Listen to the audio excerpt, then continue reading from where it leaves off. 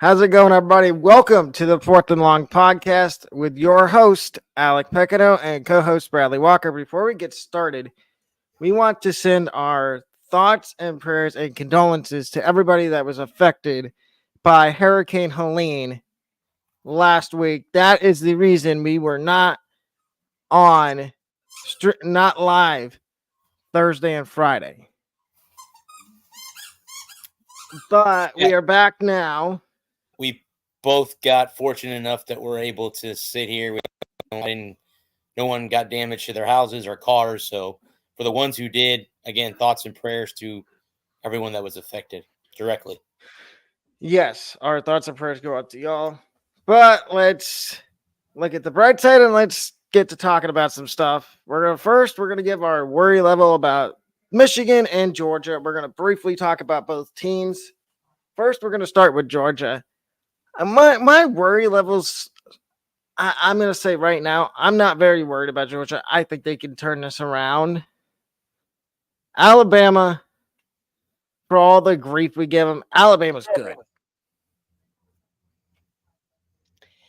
Yeah, they played USF earlier this year, Tuscaloosa. They are a good football team, and Alec, we were talking before we got on the air a few minutes ago. Kirby Smart doesn't have a good record against Alabama. He's only beat them one time, I think, in 6 games. I think he's 1-5 against them. Mm-hmm. And the issue was, and I was watching the game a little bit. I was celebrating. I turned 41 yesterday, but I was celebrating my birthday Saturday night and watching the game at Wing House and how quickly Alabama was up 14-0, 21-0, and you're like, that's Georgia. Like, this is not a team that it's not USF. It's not a cupcake game. This is Georgia. This is the team that was supposed to be. And I can say I can eat my own words because I think the first or second show that I did with Alec, I said, tell me why Georgia's not the best team in the country. Well, now I'm eating my words because it looks like it might be Alabama might be the best team, or Ohio State might be better than Georgia right now. So it just comes down to, yeah, they're it's early on. They, again, with the 12-team playoff, you can afford a loss. And if you lose early rather than lose late, they'll get this turned around. They might go undefeated the rest of the year because there's no way Florida's beating them. I mean, yeah, I don't see them losing another game for the rest of the season because now they'll be, what do they call that? You poke the bear too many times and you piss them off. Well, I think Georgia might be in that PO mode right now where they're like, okay, yeah, count us out and then we'll dominate you. So, well, or as I like to say, you're playing with fire.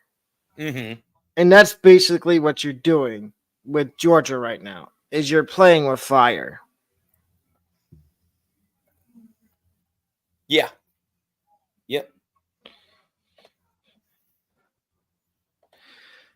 So now we're going to talk a little bit about how worried we are about Michigan. This is 2 weeks in a row that Michigan has almost lost. And I'll let you go first.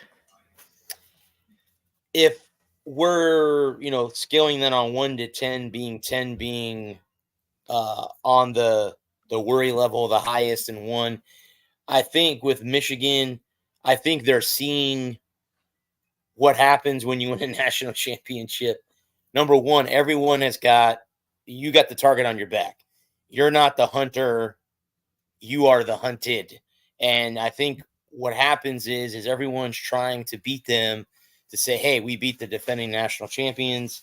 I also think, and with a lot of good teams, you lose a lot of your kids to the NFL, the next level up, and stuff like that. So Coach Moore's got himself in a dogfight here. But yeah, I would put the Michigan level somewhere around the 7 or 8 radius because, again, like you said, 2 games in a row, they could have lost both of those games. And I want to say I watched a little bit of the Minnesota game on Saturday, and they were up for a long period of time. I didn't know that it was as close as it was until I checked the score today. I didn't realize it was as close as it was. So Minnesota almost came back, and they played for the Wooden Barrel or the something like that. I think that's what those two teams played for. So, yeah. I'm going to say this. So my worry level for Michigan is like an 8. One, I know I'm an Ohio State fan, but I don't trust their quarterback. I don't trust Orgy. I do not trust him. And they look very one-dimensional. From what I saw, the bits and pieces that I watched in the Michigan game, because I was switching between that, I was switching between USF. I'm worried that Michigan's going to lose at least 2 more games. And they could have lost to Minnesota if Minnesota did the onside kick. If their guy was not offsides, which they came on and said after the game, they had a rules analyst on after the game, and the rules analyst said that the guy was not offsides. He was behind the line when the kicker did the onside kick. So, and I know Michigan fans, you're gonna poke fun at me in the comments because you're gonna say you're an Ohio State fan. You prey on seeing Michigan lose. and you know what? Somewhat I do. But then again, it's college football. Anything can happen. Anything. And I don't think Sharon Moore is on the hot seat at all. I think he's the coach that Michigan wanted to succeed Harbaugh. Mm-hmm. But I think there's a different guy we could start talking about being on the hot seat. And it was the coach on the other side of that game, PJ Fleck. Where would you put, I'll let you go first. Where would you put his hot seat level rating 1 to 10? Well, according to the game, Bud, from what I heard from the commentators, is that he's not on the hot seat. So I think they just signed him to an extension at the University of Minnesota. So I'm not. Where would I put him?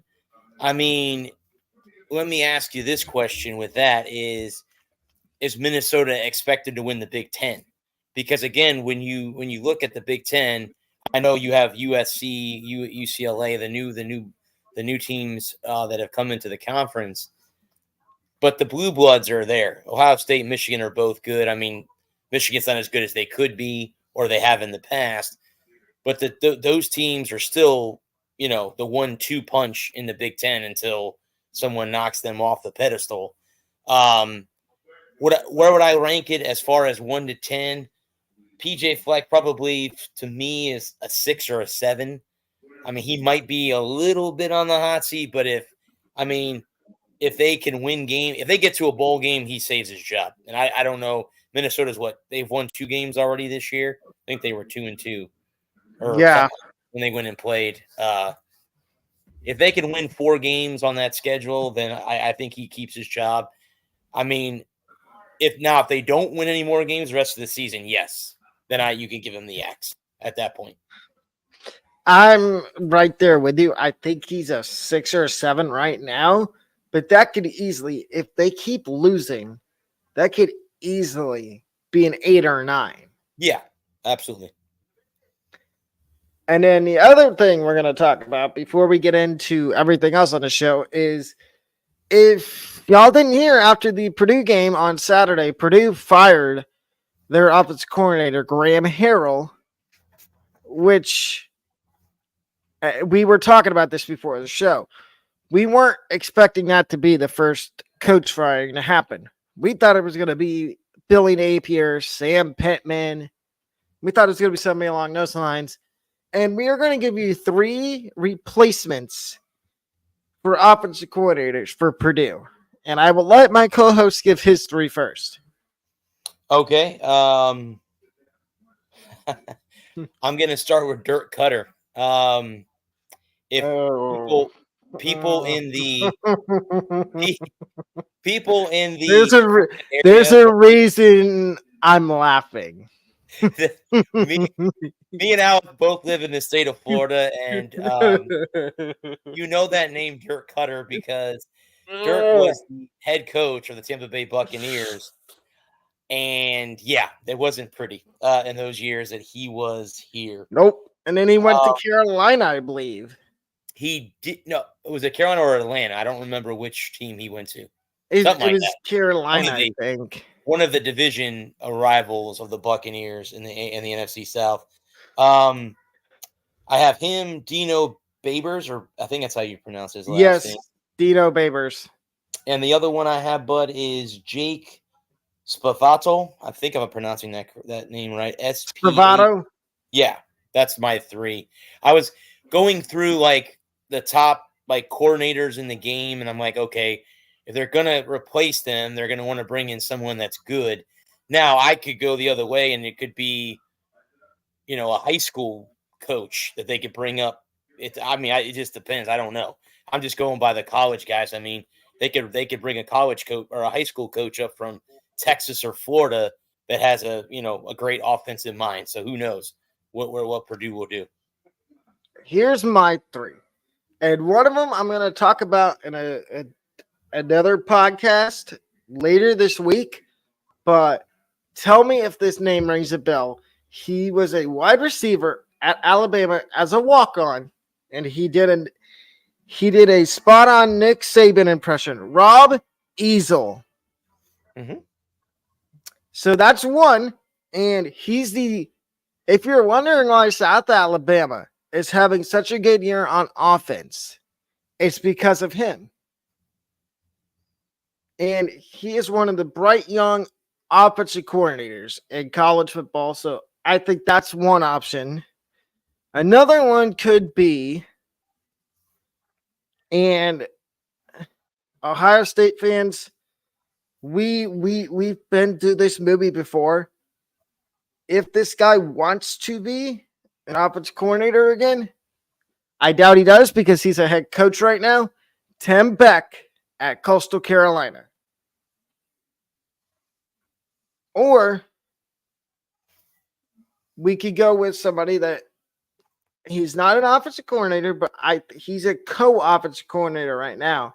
But I think if you gave him the money, he'd easily, even though it's within the same conference, he'd easily take the OC job at Purdue. Brian Hartline. I have one that's far out there. How about Jeff Scott?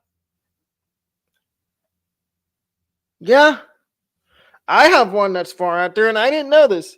He is not at Tiffin College anymore. He's an assistant coach at McNeese State, and he used to play quarterback at Toledo and led them to 2 bowl championship wins. Philip Ely. This is his first year as an assistant coach at McNeese State. And I had no clue. I thought he was still at Tiffin College. And I looked it up the other day. He's an assistant coach and the quarterback's coach for McNeese State, a small school in Lake Charles, Louisiana. But now we're going to get to our upset picks. And again, I will let my co-host go first. All right, upset picks. I have 3. I have SMU over Louisville, Duke over Georgia Tech, and because they lost last week, I'm going to take South Carolina over Ole Miss. Okay, here's my 3. And one of them I'm probably going to look dumb for doing because I took them last week to pull an upset. And it just, to put it frank, it blew up in my face. My first upset is Charlotte plus 8.5 to upset East Carolina. I don't trust that East Carolina is going to win more than 2 more games this year. I think Charlotte has a good chance here at pulling the upset.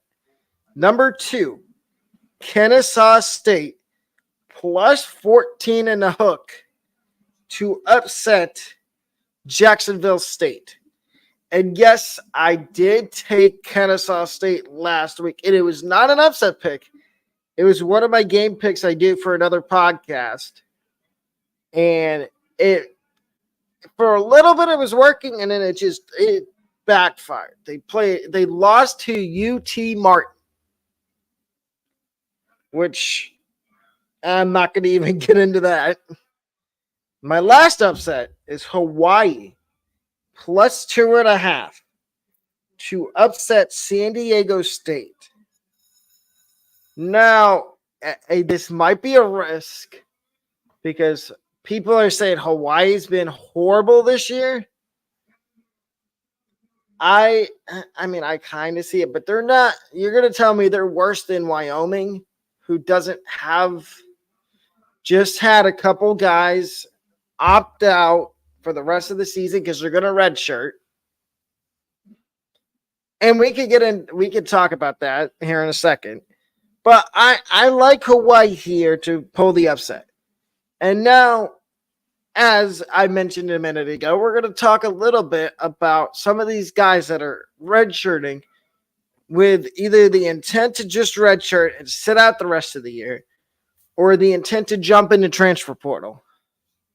And we're going to start with the aforementioned, the one that cannot stay out of the news, former UNLV quarterback Matthew Sluka, who apparently the reason he jumped in the portal, it wasn't only because he wanted a red shirt after playing 3 games, but apparently UNLV, he was guaranteed $1,000 by UNLV in NIL collective money, and they never gave it to him.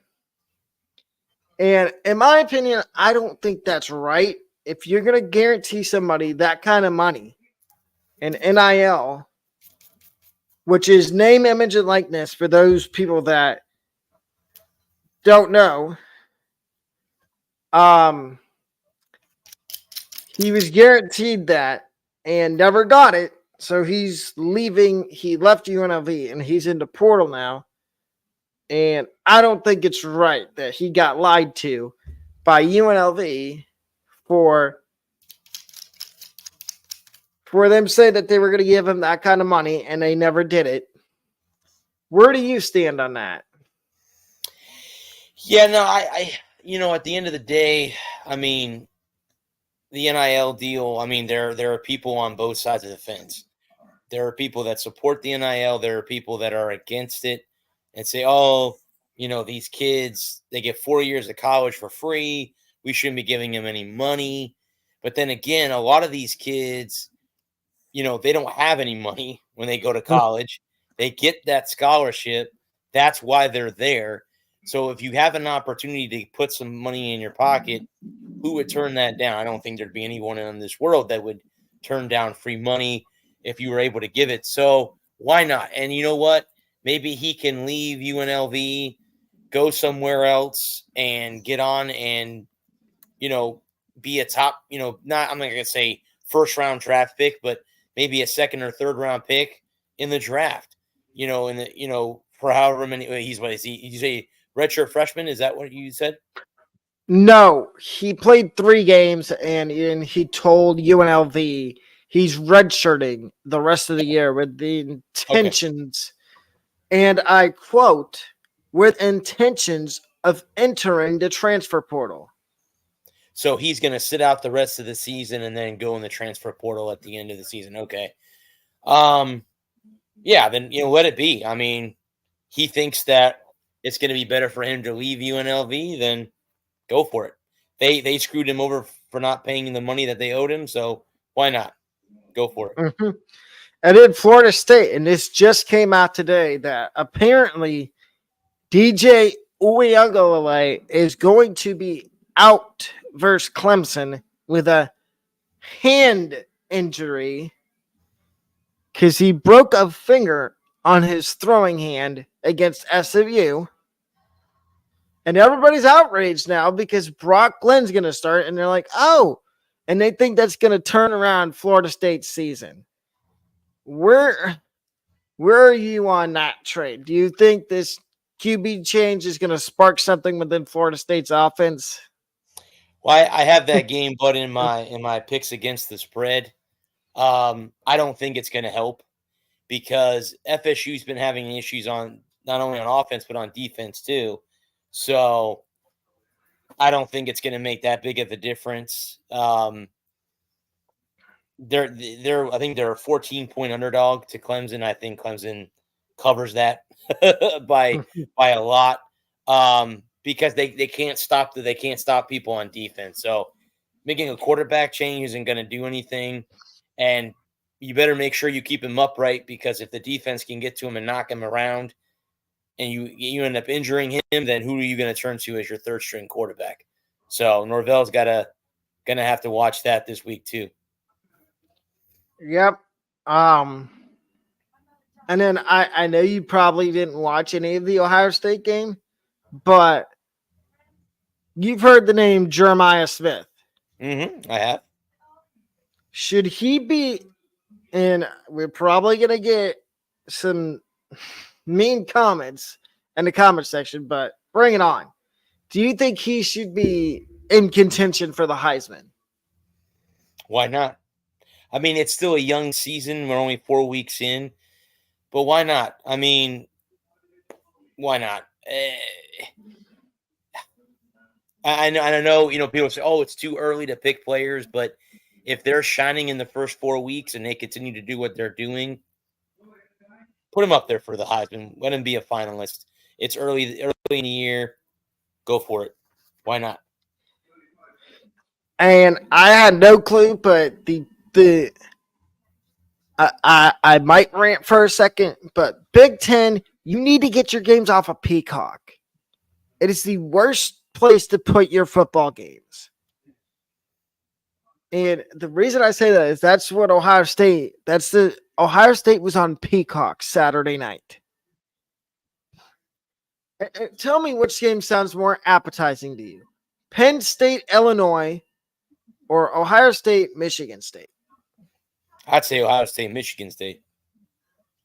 Well, they put Ohio State, Michigan State on Peacock, and they put Penn State, Illinois on NBC. Neither game was close.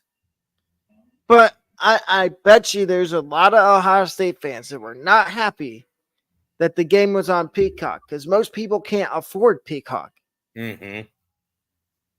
And now I see why the Pac-12 never took the media deal from Amazon. Because they figured if we take that, we're going to lose a lot of our fan base. Yeah, unfortunately, that's the way that sports are going now. Even the pro level is the same way, where the Thursday night games are on Amazon, and that's what's happening. Is it's going from regular TV, cable TV, or regular channels as they are in their area, whatever area you live in. They're going away from that and making you pay to watch your favorite teams. Is what they're going to do. So, unfortunately, that's the way it is. The way that it's going.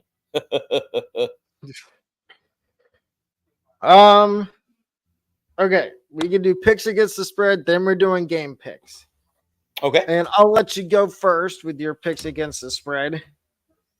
All right, but I have all overs here. I have Georgia plus the 24 over Auburn. I think again we talked earlier about poking the fire. I think Georgia will roll over Auburn this week. And I think Georgia's at home. I have Alabama plus the 22 over Vandy. I think they'll cover that and then some. I think Vanderbilt's in a lot of trouble at home. And I have Clemson over FSU. I have the over in that one too. I'll take the plus 14. I think Clemson might win by 21 or 28 by the end of the day. Okay. My picks against the spread, I have 3. My first one is Air Force plus 9.5 to cover. And this is the first game of the Commander-in-Chiefs. Air Force plus 9.5 to cover the spread against Navy. Number 2, and I don't know. I might get laughed at for this because they are horrible in football. UMass plus 7.5 to cover against Northern Illinois. Need I say more? This usually would scream a game to stay away from, even though the point spread is low. But I'm taking the risk, and it's a big risk at that. And then I've got Texas Tech plus 5.5 to cover against Arizona. Okay. And now we are going to share. We're going to start in the Big Ten. We're going to switch it up a little bit. We're going to do 4 games from each conference. Okay. And after the show, can you go back over and watch the video to see who we picked? Do you want me, Bud, to look back on last week too? No, just this week because we only. Okay. So we're going to start in the Big Ten. We're going to start Michigan State, Oregon. I think this is an easy pick for both of us. I know I'm going to take Oregon. Quack, quack. Give me the Ducks. UCLA, Penn State. As I said, Penn State to me, I did put them in my rankings, but I think the AP poll is ranking them way too high. I'm taking Penn State, but I'm a little concerned about this game. I'm going to take the Nittany Lions only because they're at home and it's tough to beat a team in Happy Valley. And UCLA is coming across the country to Pennsylvania, so I'm going to take the Nittany Lions. Purdue and Wisconsin. Give me the Badgers. Yep. Purdue's got no offensive coordinator. I'll take the Badgers. Here's the game I'll be watching at 3:30 on Saturday. Ohio State, Iowa. Give me Ohio State. I'm going to take the Hawkeyes in an upset. I know that's probably not going to go that way, but I'm going to take Iowa in the upset. So that's 4 games there. Now we're going to go to the Sun Belt. Troy and Texas State. Give me the Trojans. I'll take Troy. I'm going to have to go the opposite. Give me Jordan McLeod and Texas State. Okay. App State and Marshall. Now, I'll go first. Normally here, I would take Appalachian State, but I don't really think they're focused on football right now. If you look at the aftermath of what happened in Boone, I think they're more focused on that than they are football. Give me Marshall in an upset, even though I dog on Marshall all the time. Yep, give me the Thundering Herd. Old Dominion in Coastal Carolina. I'm going to say this. It ain't easy going to the Teal Field and beating Coastal Carolina. Give me the Chanticleers. Yep, I agree. I'll take the same way. Same pick. And then South Alabama and Arkansas State. To me, this is an interesting game. Look at the spread. -2.5 for South Alabama. 61.5 is the total. Now, if I'm a smart man here and looking at the records, I'm taking Arkansas State. Yeah, I agree. I'll take Arkansas State as well. They're at home. So that was 4 games in there. There's really nothing in the Conference USA. There's only 2 games. Houston, TCU. Give me the Horned Frogs. Give me the Horned Frogs. Give me TCU. Oh. You see what game we're picking next. Yeah, I hate this because I'm a Gator fan and I hate UCF, but I'm taking the Knights. I am too. It's not that I hate the Gators. It's just I don't think they. No, Even though, look at the spread 3. that You and they're a road. They're a road. The Gators are a home dog. So yeah, yeah. and the spread's only 3 points. That just that tells me they think UCF might get upset. West Virginia, Oklahoma State. Mike Gundy. I think we've talked about that in the last few shows. So give me the Cowboys. Yeah, ladies and gentlemen, we do not advise picking against Mike Gundy. It it never. How do we say this? It never ends well. Mm-mm. Iowa State and Baylor. Iowa State's ranked. All I'm going to say is Iowa State, don't sleepwalk into this game thinking you're going to beat Baylor by 30. Don't look down on your opponent. If I've learned anything about college football, don't look down on your opponent. I'm taking Iowa State, Me too. but I have a feeling Baylor's going to keep it closer than people think.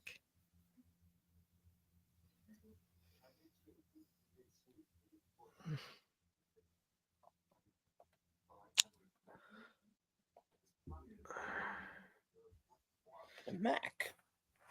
UMass and Northern Illinois. I'll let you go first. I'm going to take Northern Illinois. UMass is a basketball school.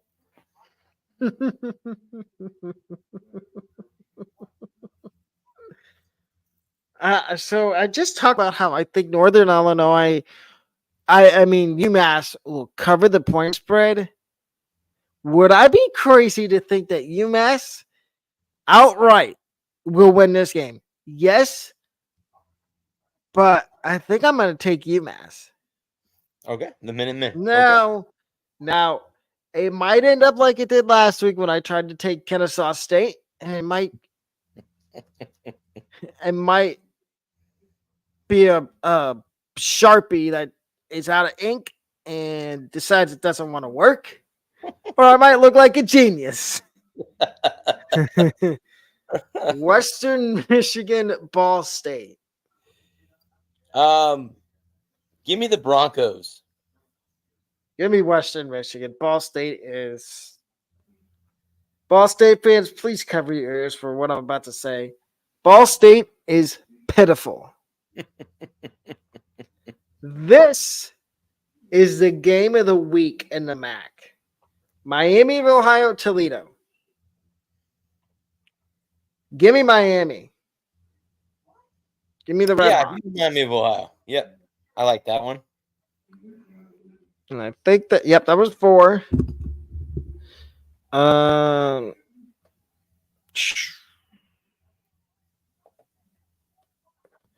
Okay, we already did UCF, Florida. Missouri, Texas A&M.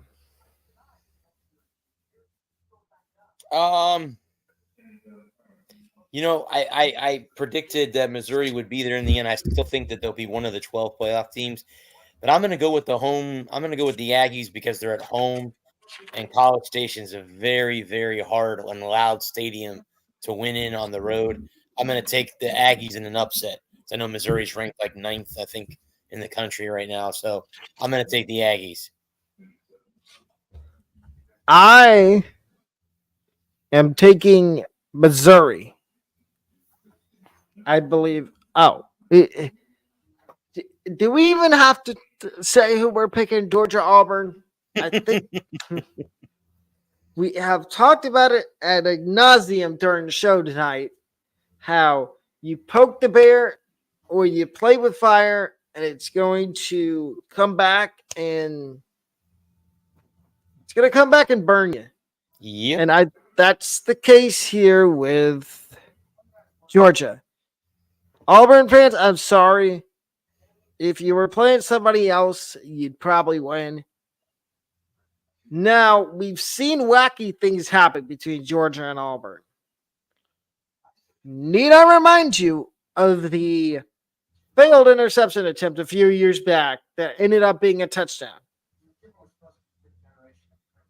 I don't think that happens again. Therefore, give me Georgia. Because they are in a foul mood. Mm-hmm. So we're both taking Georgia there. Ole Miss, South Carolina. I'm going to take the game. I had South Carolina in the upset, so I'm going to take the Gamecocks. As much as I want to take South Carolina, Ole Miss is not happy. And you could tell in Lane Kiffin's post-game press conference on Saturday that he was not happy that they lost. So give me Ole Miss. Okay. So that was 3. Tennessee, Arkansas. Give me the Vols. Man, I know that pains you to say that. Mm-hmm. Sure does.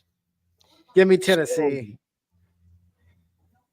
And then I think we get the ACC. Yep, ACC left. Syracuse, UNLV. Give me the orange. Syracuse is a 7-point dog, and I have them in an upset on my other show. Give me Syracuse. Louisville, SMU. Give me the Mustangs. I have them in my upset pick, so give me SMU. Give me the Ponies. Boston College and Virginia. BC. BC. Pitt, North Carolina. When North Carolina lost to Duke last week, give me Pitt. Give me the Panthers. Give me Pitt to stay undefeated. And then North Carolina State, Wake Forest. Give me the Wolfpack. As we've said, Ignatium, Wake Forest is just there. They're that fly that you swat away. They end up sticking around. Dave Clawson knows how to win. Does he do it against North Carolina State? I'm going to say no. Give me North Carolina State. And you know what? We're going to do a bonus one. Virginia Tech and Stanford. Give me Virginia Tech, and I'll tell you why. They feel like they got screwed last week against Miami. On that Hail Mary. Huh? They played Miami tough. They did. And that was I watched the entire game. That was a touchdown. The last play of the game, that was a touchdown. You can't tell me otherwise.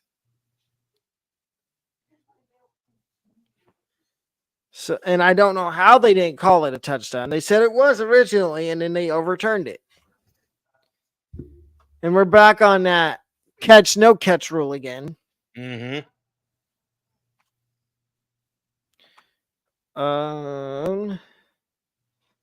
Now we can do our over-under picks. And I, again, will let you go first. All right, bud. I have Army against Tulsa. I'll take 50 in the hook. I think Army stays undefeated. And they are like tearing it up in the American, and Navy's right there on their heels. So what's funny is I'm wondering if both teams end up undefeated at the end of the season. And I know the Army-Navy game is not a conference game this year because they've already come out and said that. But I'm wondering if they're both undefeated, the winner of that game wins the American. I'm just throwing that out there. I have Missouri. Even though I took the Aggies, that won't make any sense. You know what? I'll take Texas A&M in the under 48.5. I'll take that in the under. I think that'll be a low scoring game. And then I have I hate to say this, but I have the Vols over the 59 and a hook against Arkansas. I think that offense is right now looks unstoppable, and I think they'll put up it'll be over 60 points combined for both of those teams when it's all said and done. Okay, I'll give you mine. So my first one is Houston TCU. The total is 49.5. I'm taking the over. We've seen TCU can score. Mm-hmm. Now, the question is Houston going to be able to score and keep up? Correct. I think something tells me maybe they do. Maybe Willie Fritz figures it out and they end up scoring around 30 points to try to keep up with TCU. Mm-hmm. My second one, we went over this game a few minutes ago and game picks Ohio State, Iowa. The total is 44.5. And normally I would take the under. But like I said, I watched the Ohio State game on Saturday last week, and they looked. I'm going to say this before I tell you what I'm taking. Will Howard. I liked Kyle McCord, but I think Will Howard is a way better quarterback than Kyle McCord. And I know there's going to be Ohio State fans out there that say it's still way too early to determine who's actually better. In my opinion, I think Will Howard's the better quarterback. But I'm taking over the 44 and a hook. And then the last game, and we did this one in game picks too, Miami, Ohio, Toledo. Totals also at 44 and a half, unironically. Same total as Ohio State and Iowa. But something tells me there's not going to be a heck of a lot of scoring in this game. So I like the under. But again, would this be, if you're going to bet on any of these games and take over or under or the picks against the spread or upsets, please be responsible. Please be responsible with your betting. Because betting can become an addiction. And neither me or Bradley want to see anybody that watches this show turn into somebody that has a betting addiction. Mm-hmm. And it can happen quickly. Very quickly. Yes. Yes, it can. Now we are going to debut a new segment tonight. It is called Finding Guys Lower on the Depth Chart that we think can make an impact. And we're going to do it straight from where we were doing the game picks. We're just going to go to standings. Mm-hmm. And Bradley, I'll let you go first. You get 4. You tell me what team, and I will click on the team. Miami, the Hurricanes. Okay. So that is ACC. Miami. I have tight end Elijah Arroyo is the guy that I have. Okay, so let me get down to tight ends. Okay, so Elijah Arroyo. Yeah, he had very few catches last year. Again, as we've seen, Miami has a very explosive offense. He's been a big part of it so far this year. So one of those guys that you don't expect to make catches in that offense, but he's done a pretty good job so far this year. I think you could see the stats there. He's got 11 catches, 272 yards, and 3 touchdowns. So, again, not somebody who is expected to catch the ball a lot, but tight end is a pretty important position in college. So, I went with him. Okay, you get 3 more. Kentucky. Okay. You know what? I'll just do this. Teams.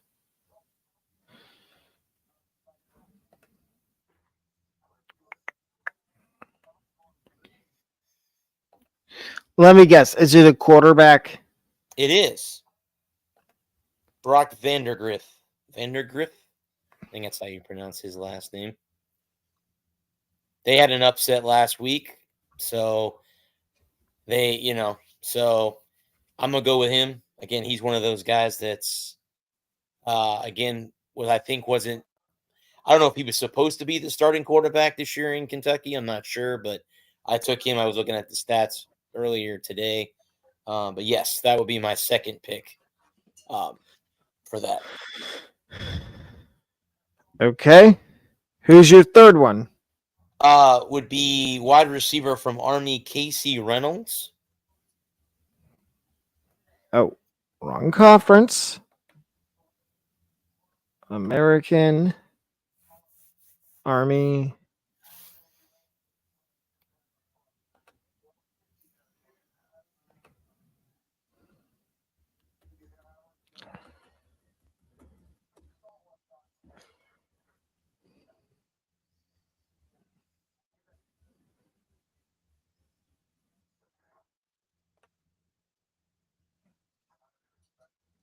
Again, they don't. Again, if anyone out there knows that Army doesn't throw the ball a lot, but you can see he's got 2 touchdown catches. So to have 2 in an offense that's run basically off the run in the triple option, I took him as one of those guys that you don't hear a lot about, but is low on the depth chart. So yeah, I took him. And who's your last one? I'm going to go with the local kid. I'm going to go with Kelly Joyner of USF. He has been had injuries, and last year they put him at wide receiver. Now he's back at the running back position, and he has, again, the Bulls have struggled with running the football the last couple games, but he's a big part of that running game. So I'm going to go with Kelly Joyner Jr. Okay. I'm going to give you my 4. And I will start in the Big Ten. I'm going to start at Indiana. He's a quarterback, and he's a freshman. And no, it is not Alberto Mendoza. It is Tyler Cherry, 6'5", 219, out of Greenwood, Indiana. I understand Curtis Rourke, who it seems like has been in college football for ever. He's the starting quarterback right now. But again, he's another guy. We've seen this movie before. He starts, he does good. But then towards the middle of the end of the year, he has a couple bad games and he gets benched. It happened at Ohio. Not saying it's going to happen in Indiana, but if it does, watch out for Tyler Cherry, the freshman quarterback, to take his job. So that's number 1. Player number 2 is in the SEC, and he's at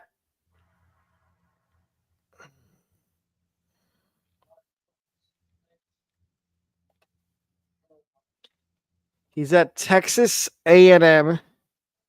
He's a quarterback.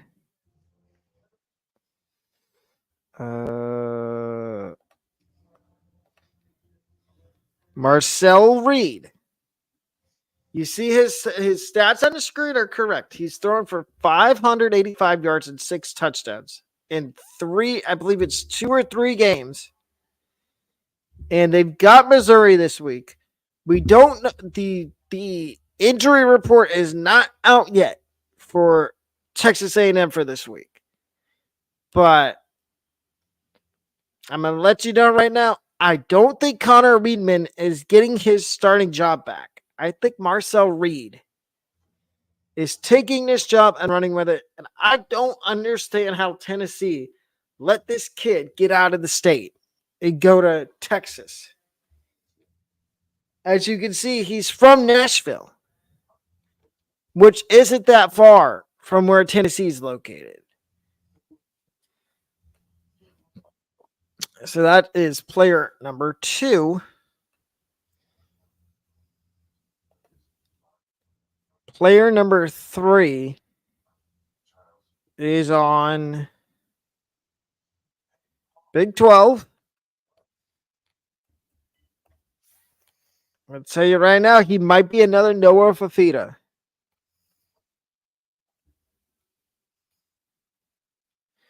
Who comes out of nowhere. It is a quarterback, of course. You see KJ Jefferson is the starter right now at UCF. And they have a kid, EJ Collison. I hope I'm saying that right. From Byron, Georgia.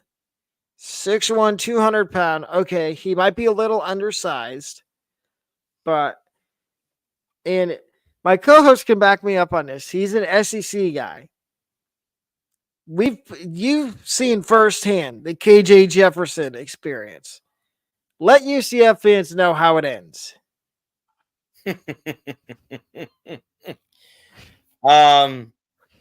Yeah, not good. He was at Arkansas. I got to see him in the final Outback Bowl before they changed it to the Raclette Bowl when they played Penn State. But yeah, Gus Malzahn, you need to change quarterbacks. I think I agree with my co-host's pick with the guy on the depth chart. I think we'll see how it goes at UCF. And again, they play Florida this week in the Swamp.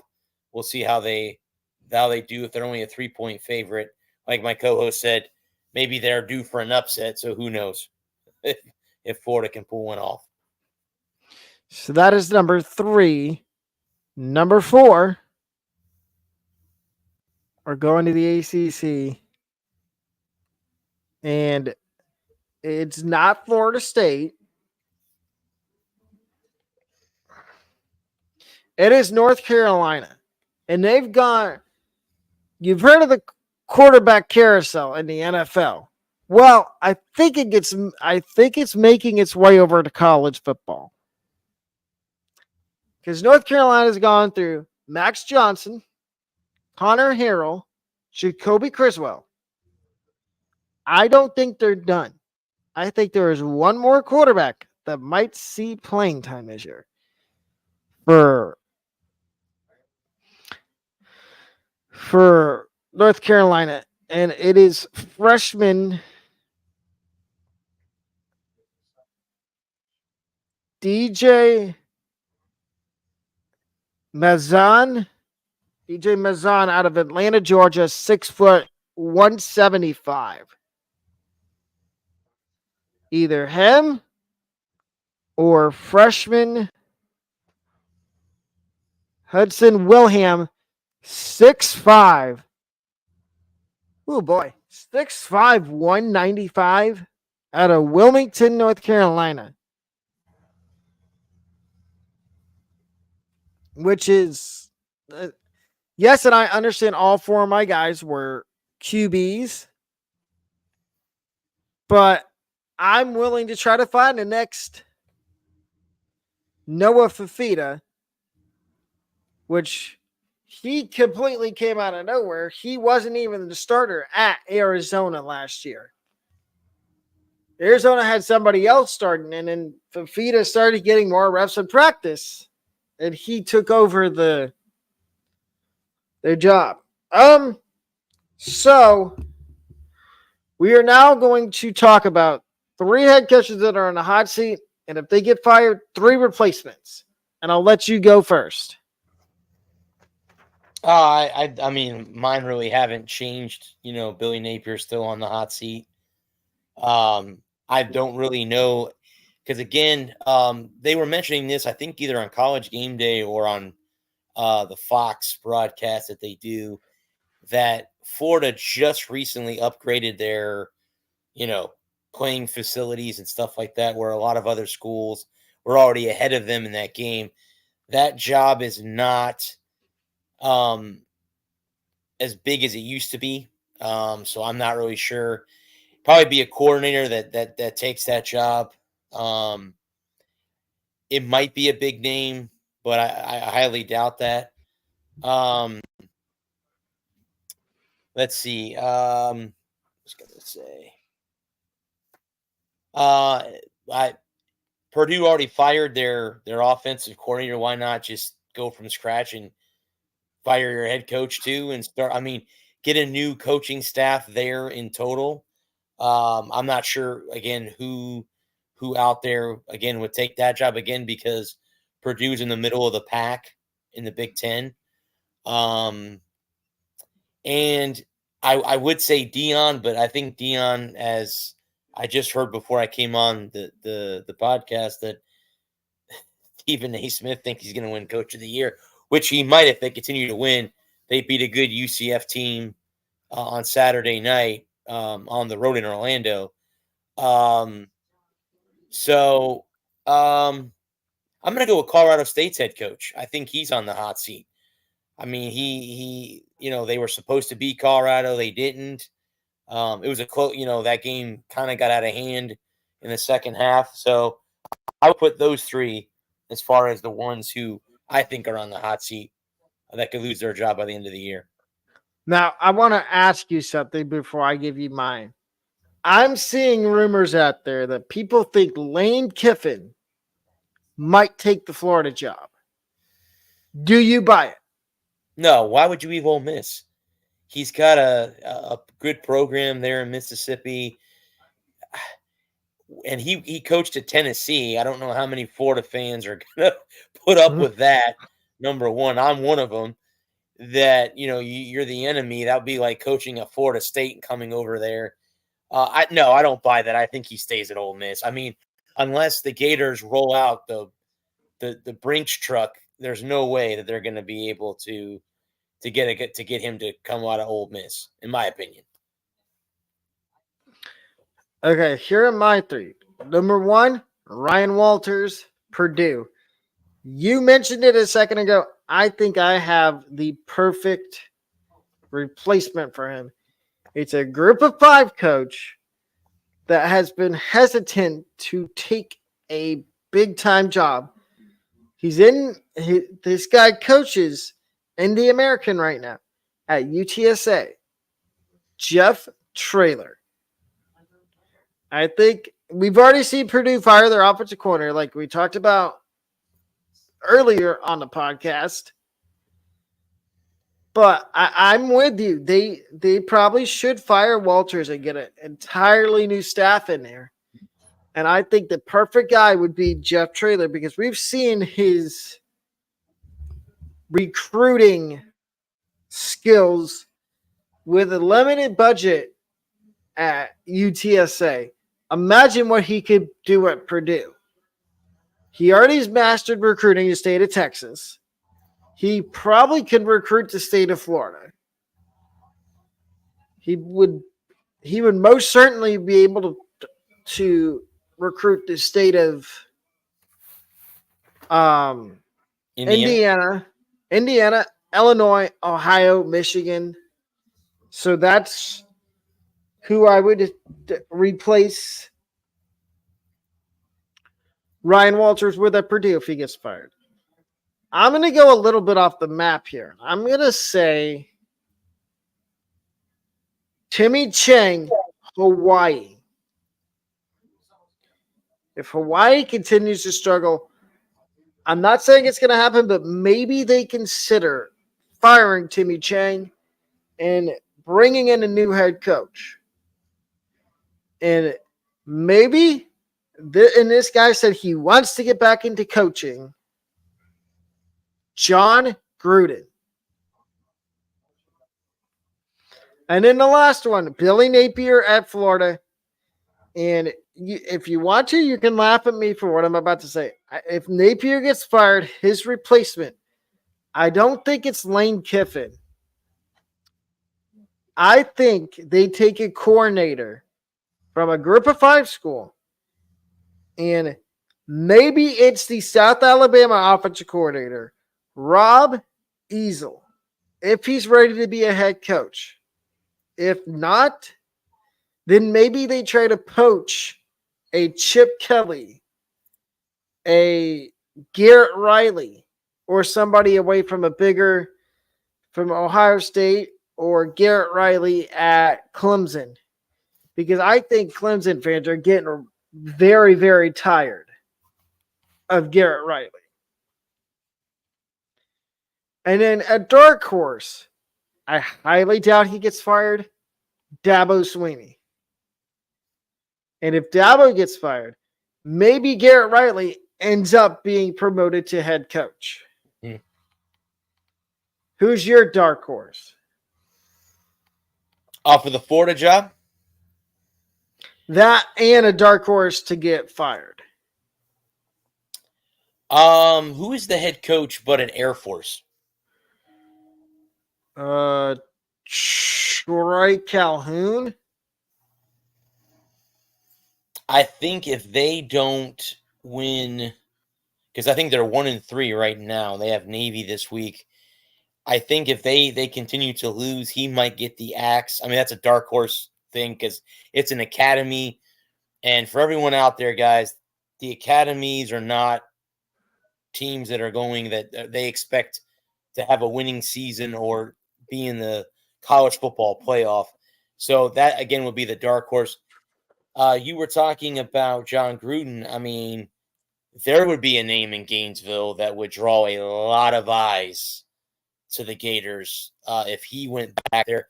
The only problem that I have with John Gruden is Gruden is a dictator, and I don't know if his coaching style will fit well in college because, yes, you can yell at kids, but only to a certain extent do they stop listening to you.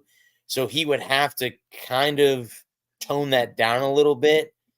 If he can, I could see him at Hawaii or in Gainesville or somewhere else as a head coach. See, and that's the thing I get at too, is he's a dictator, and it worked in the NFL with the Buccaneers.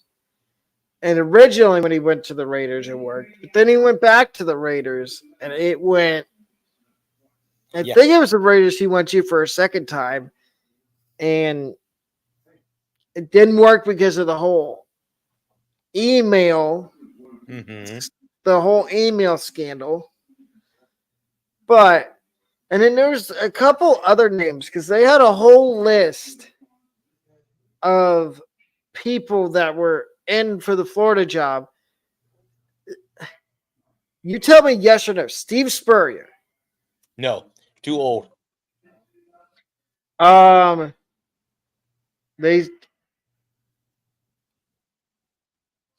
Muschamp. No, been here, done that. They said Dion. He's got something at Colorado unless they no. He's not going to come to Florida. He's a Seminole. He's not going to come. No. Then why, when he was looking, why did he want USF? I think he wanted USF because it's a program on the rise. Same with Colorado. I think he wanted in a way, he wanted a project. He wanted to go there and bring the program out of the darkness. Yes, the Gators are in that position right now. I just highly, highly doubt that a Florida State Seminole would be head coach at Florida. Money talks. True. I'll give you a couple more. Okay. Jeff Scott. No. No. I mean, yeah, he'd have more money, but he couldn't recruit in Florida, and no, you got to win. You got to win some battles in the state of Florida when it comes to recruiting. No. Tom Allen, current defensive coordinator at Penn State. Now, that might be something because the Gators have always been good on defense. Yeah, that might be a good option. That might be a good option. Andy Kotelnicki, offensive coordinator at Penn State. I think either one of them would be a good fit. If they're ready to become a head coach, give them a shot. Why not? Well, Tom Allen was a head coach. Oh, was he? Okay. Indiana. So he would, and then because what's his name is gone after this year, right? The Mertz is gone. So he was at Indiana, right? Mertz was at Indiana before No, Mertz was at Wisconsin. Oh, that's right. That's right. He was a Badger. That's right. That's right. Um, Yeah. I mean, either one of those coordinators, Bud, would I think would be a good fit for the Florida job. I got another one. Paul Christ, former Wisconsin coach. Well, I mean, if he can recruit, obviously the Gators need an overhaul on defense and offense. So yeah, I mean, if you can get the kids to play and buy into your system, why not? There's going to be a fresh face, I think, at the end of the season anyway. It's just curious on how the AD and how they're going to go. Which way they're going to go next year.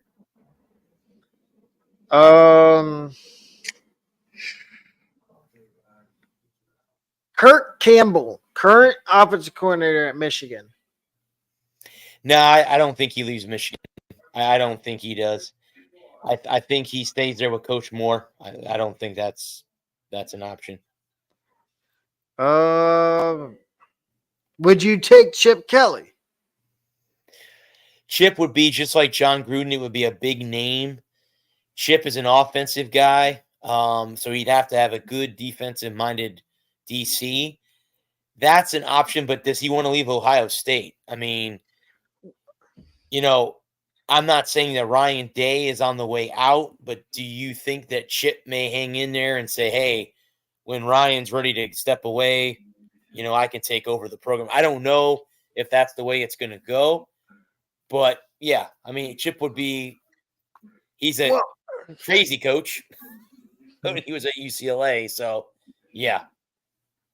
Well, here's my thing. We said the same thing with Bill O'Brien, and look what happened 2 weeks later. He ends up becoming the head coach